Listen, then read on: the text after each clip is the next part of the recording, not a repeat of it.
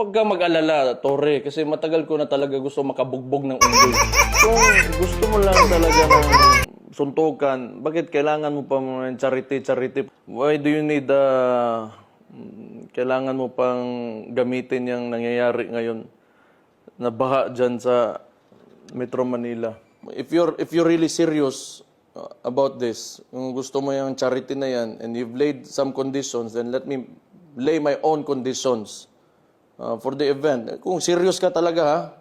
These are my conditions. Pakiusapan mo yung amo mo na presidente and let it come out of his mouth that all elected officials should undergo a hair follicle drug test. Papalagan ko yung charity mo na yan. Wala problema. If it will answer the